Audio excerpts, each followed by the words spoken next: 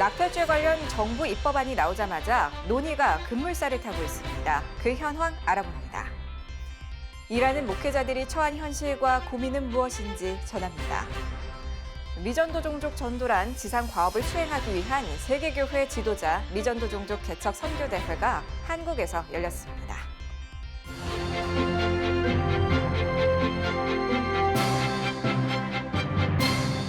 안녕하십니까. CGN투데이입니다. 논란이 뜨거운 낙태법 관련 소식부터 전해드립니다. 지난해 4월 헌법재판소의 헌법 불합치 판결 이후 답보 상태였던 낙태죄와 관련해 정부의 입법 예고안이 나오자마자 논의가 급물살을 타고 있습니다. 낙태죄 폐지를 요구하는 여당안이 스타트를 끊었습니다. 김현정 기자가 보도합니다. 정부는 지난 7일 임신 14주 이내 임의 낙태와 24주 이내 조건부 낙태를 허용하는 내용을 담은 형법 개정안을 입법 예고했습니다. 자연유산 유도약물 도입 근거를 마련하고 16세 이상 미성년자가 법적 대리인의 동의가 없어도 낙태할 수 있도록 하는 모자보건법 개정안도 제출, 내일까지가 입법 예고 기간입니다. 이러한 정부안이 발표되자 여러 단체들의 반발 속 의원들의 입법안 발의도 줄이고 있습니다. 그 시작은 낙태의 죄를 명시한 형법 27장을 삭제한 더불어민주당 권인숙 의원의 개정안입니다. 권 의원은 또 허용 주수나 사유 제한 없이 임산부가 낙태를 결정할 수 있도록 하는 모자보건법 개정안도 함께 발의했습니다. 이어 더불어민주당 박주민 의원은 형법에서 낙태의 죄를 전부 삭제하려고 한다며 이번 주 내 관련 법안을 발의할 계획인 것으로 전해지고 있습니다. 반대로 낙태죄 폐지 반대와 생명 존중을 주장하는 쪽에서도 입법을 위한 논의가 활발합니다. 정부의 입법 예고안에 제시된 14주라는 기준을 심장박동이 감지되는 때로 앞당기고 의료인에게 낙태 수술을 거부할 권리를 부여하는 등의 내용이 담길 전망입니다. CGN투데이 김현정입니다. 행동하는 프로라이프가 대한민국 여성들은 무분별한 낙태 허용을 원치 않는다는 제목의 기자회견을 16일 열어 많은 여성들의 뜻과 다른 낙태죄 전면 폐지를 주장하는 급진 페미니즘 여성단체들을 경계하라고 촉구했습니다. 이는 최근 일부 여성단체들이 여자 대학생, 천주교 여성 신도들도 낙태죄 전면 폐지를 촉구한다면서 기자회견을 개최하는 등의 여론을 형성하고 있는 것에 대한 반박 기자회견입니다. 낙태 전면 폐지를 주장하는 그 주장의 근거들은요, 정말 거짓으로 가득 차 있는 것을 알 수 있습니다. 낙태에 대한 진실을 알면 그것을 찬성할 사람이 없을 것입니다. 낙태된 태아의 사진이 혐오스러운 것이 아닙니다. 낙태 자체가 혐오스러운 것입니다. 특히 이날 기자회견엔 청년 세대 여성 대표들이 낙태죄의 유지가 대한민국 여성의 존엄한 인권을 보장하는 진정한 길이라고 주장했습니다. 정부 개정안에는 15주에서 24주 사이에는 사회 경제적인 사유가 인정되면 낙태를 허용하고 있습니다. 이렇게 기준도 없는 법으로 인해 많은 태아들을 죽여도 되는 법을 만든다는 것은 있을 수 없습니다. 모든 생명은 평등합니다. 그런데 누군가의 생명은 보호받을 수 없다는 법이 만들어지면 나의 생명도 보호받는다는 것을 어떻게 보장할 수 있습니까? 낙태죄를 폐지하는 것은 태아의 생명권을 인정하지 않는 것은 물론이며 여성이 스스로 자유로운 선택이나 쾌락만을 쫓으며 그에 대한 책임을 지지 않는 존재라는 것을 인정하는 꼴이라고 생각합니다. 여성이 자발적으로 태아를 살리는 존엄성 있는 선택을 할 수 있는 환경을 조성하고 법적인 틀을 만드는 조력자 역할을 해야 한다고 생각합니다. 정부는 급진 페미니즘 여성 단체들의 일방적인 요구에 휘둘리지 말라. 정부는 생명권을 초월한 여성의 자율권이라는 페미니즘 궤변에 휘둘리지 말라. 정부는 태아 살인과 혈세 탕진의 부패 집단 여성계에 대한 지원을 중단하라. 낙태죄 관련 정부의 입법 예고안에 대한 의견 제출 시한은 모자보건법 개정안이 10월 20일, 형법 개정안이 11월 16일까지입니다. 이중직 목회자, 일하는 목회자들을 일컫는 말인데요. 일하는 목회자들이 어떤 어려움을 겪고 그 어려움을 어떻게 극복해가고자 하는지 조준화 기자가 취재했습니다. 목회자들이 게시물을 통해 자신의 일터 모습, 구인 정보 등을 나누며 활발한 소통을 이어갑니다. 약 7,700여 명이 넘는 멤버가 가입해 있는 페이스북 그룹 일하는 목회자들입니다. 이 그룹의 운영자인 박종현 목사는 전도사닷컴의 편집장으로 일하고 행복누리 사회적 협동조합 등을 운영하는 일하는 목회자이기도 합니다. 그는 일하는 목회자들이 서로의 고민을 함께 나누고 연대하며 문제들을 해결해 가기를 바라는 마음에서 처음 이 커뮤니티를 시작했습니다. 제가 목회를 준비할 때도 앞으로의 시대는 교회가 목회자들의 생계를 책임질 수 없는 구조로 간다라고 확신을 하고 있었기 때문에 그러면 일을 하면서 목회를 하는 분들이 같이 모여서 좀 연대할 수 있는 그런 게 좀 필요하지 않을까. 한번 모여서 애완도 나누고 또 이렇게 삶의 문제들을 좀 같이 연대해서 풀어가면 어떨까. 그런 목적으로 이제 처음 시작을 한 거죠. 박 목사는 커뮤니티를 통해 정보를 나누는 것보다 더 중요한 것이 있다고 말했습니다. 바로 마음을 나누는 일입니다. 일하는 목회자라고 하는 정체성을 나는 가졌지만 우리 사회나 교계가 거기에 대한 것들을 수용할 수 있는 준비가 안 돼 있다 보니까 이런저런 부딪힘들이 있는 거예요. 일을 하고 목회를 하면서도 마음 가운데 부담이 있고 괜히 내가 하지 말아야 될 걸 하는 것 같은 마음들도 들고. 현재 대부분의 교단은 목회자의 이중직을 교회법으로 금지 혹은 제한을 두고 있습니다. 일하는 목회자에 대한 많은 논의와 연구가 진행되고 있지만 이 사안에 대한 교단 내 공감은 여전히 부족하다는 지적입니다. 그분들은 어쨌든 총대잖아요. 총대들은 기본적으로 자기 목회를 어느 정도 하고 있고 그리고 연배도 꽤 있는 뭐 노회에서나 총회에서 어느 정도 직급이 되는 분들이다 보니까 연령이 높을 수밖에 없어요. 지금 이제 막 그 현장에서 고군분투하는 목회자들의 상황이나 형편이 제대로 전달이 될 수가 없는. 박 목사는 교단이 적극적으로 나서 목회에 더 도움이 되는 직업 등에 대한 안내와 훈련이 필요하다고 언급했습니다. 박 목사는 이중직이라는 표현이 갖는 한계에 대해서도 지적했습니다. 이중직이라는 표현은 우리가 일하는 거, 이거랑 목회, 뭐 이런 것들을 똑같이 동일선상에 놓는 건데 사실 우리는 그런 마음으로 하는 게 아니거든요. 우리 대부분의 일하는 목회자들은 내가 목회를 잘 하기 위해서, 목회를 유지하기 위해서 직업을 가지고 일을 하는 경우들이 많아요. 박 목사는 일하는 목회자들이 겪는 외부로부터의 불편한 시선, 가정의 생계 및 자녀 양육의 어려움에 대해서도 언급했습니다. 박 목사는 이 같은 문제를 함께 해결해 나가고자 네트워크 형성에 제한이 많은 목회자들을 대상으로 향후 실질적인 도움을 줄 수 있는 새로운 모임을 구성할 계획입니다.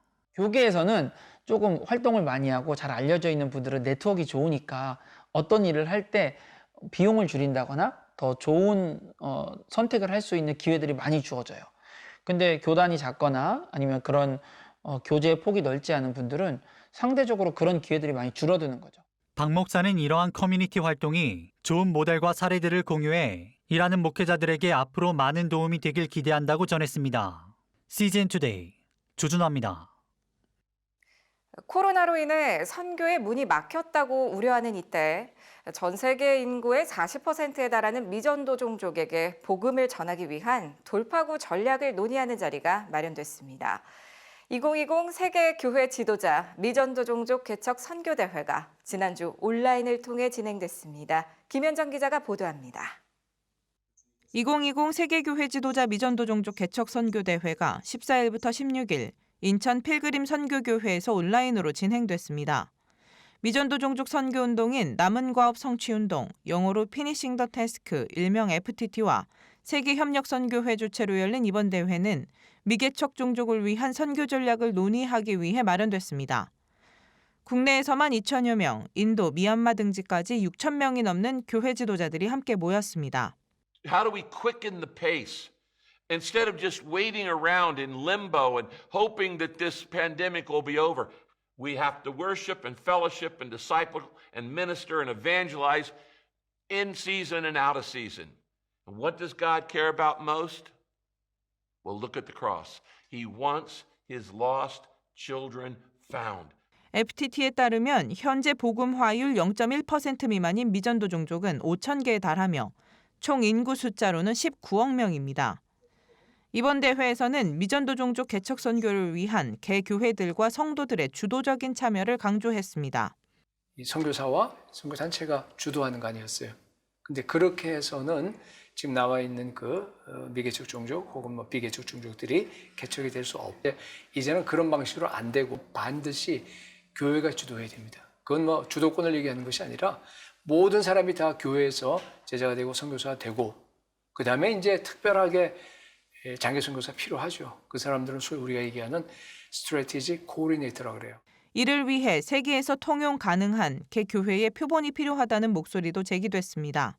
So when the Iraq War hit, we send laborers into Iraq. When the Arab Spring hits, we go into the Middle East like never before. And too many times we as the church are not ready to go because we don't have a simple model of church that we can reproduce anywhere. 미전도 종족 스스로를 전도자로 세울 수 있도록 한국 교회부터 일어나야 한다는 도전의 메시지도 선포됐습니다. 한국 교인이 1,000만, 986만이에요. 최소 100분의 1만 돼도 10만, 100만이 안 돼. 전도자가 늘어날 수 있는 방법이 뭘까? 미전도 종족이든 우리나라도 근데 전도자가 줄고 있어서 미전도 종족들에게 전도를 훈련시킬 수 있다면 좋겠다. 한편 미개척 미전도 종족 선교는 1989년 로잔 마닐라 대회 이후 세계교회에 많은 관심을 받아왔습니다. 1995년 한국에서 열린 세계선교대회에 이어 2005년 암스테르담 대회 등을 통해 FTT 운동을 펼쳐온 결과 2000년에 약 3,000개였던 미접촉 미전도 종족은 현재 약 200여 개로 줄어들었습니다. CGN투데이 김현정입니다.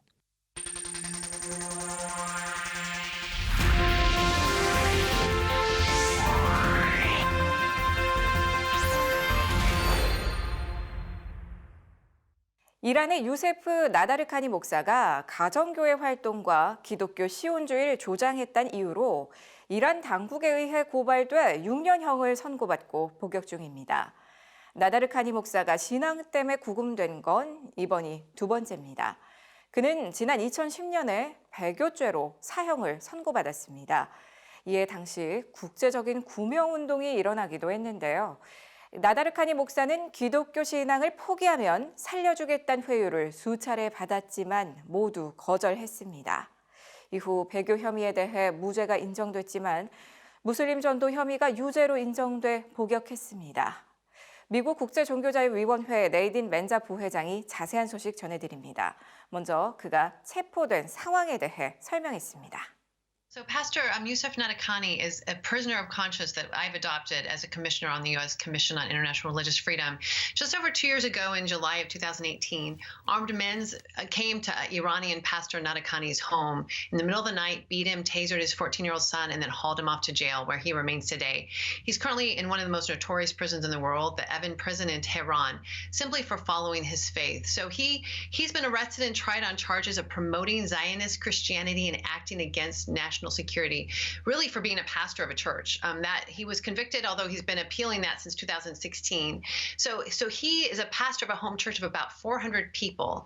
He was born into a non-religious Muslim family, but became a Christian at age 19.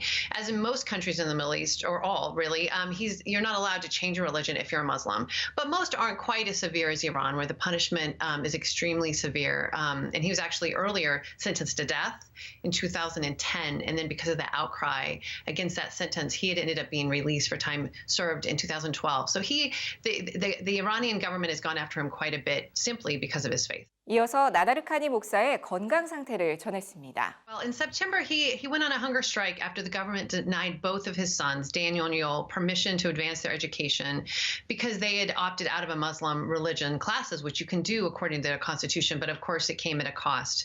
And so we knew he was weakened by that. We're concerned, of course, there's COVID in the prison, and there's been a lot of news that a lot of the prisoners have been released or furloughed because of the pandemic. Pastor Nadarkhani was not one of those, so he's still in prison. He has an additional 10 years to serve. So we're concerned about his health, and we would ask the government to release him and hope that the U.S. government would would ask for his release, I should say. 이란은 기독교뿐만 아니라 다른 소수 종교단체도 가장 위험한 나라 가운데 하나로 꼽힙니다. So they're really targeted because of their faith. I mean, we see this with Christians, as you mentioned, Jews, Baha'is, Sufis, Sunnis. They're very vulnerable in many different ways.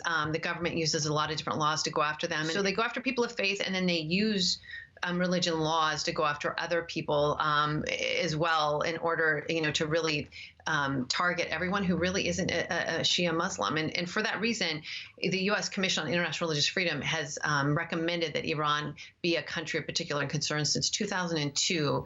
It has among the worst religious freedom conditions in the world.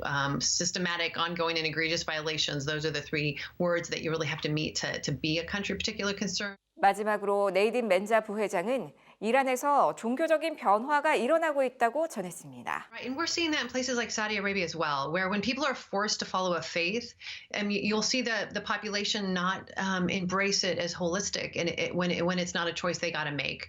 So certainly that's what we're seeing in Iran as well. 지금까지 CBN과 함께하는 월드리포트였습니다. 오늘의 단신입니다. 저출산으로 우리나라의 내국인 인구가 감소하는 반면 외국인 귀화 인구는 증가해 2024년엔 우리나라가 다문화 국가가 될 것이란 전망이 나왔습니다. OECD는 총 인구 대비 이주 배경 인구가 5%를 넘으면 다문화, 다인종 국가로 분류하는 가운데 올해 한국의 총 인구 대비 이주 배경 인구는 4.3%로 4년 뒤인 2024년엔 5%에 도달할 것으로 통계청은 추계했습니다. 행동하는 프로라이프가 엄마와 태아가 모두 행복할 순 없을까를 주제로 10월 21일 2시 반부터 한국프레스센터에서 세미나를 개최합니다.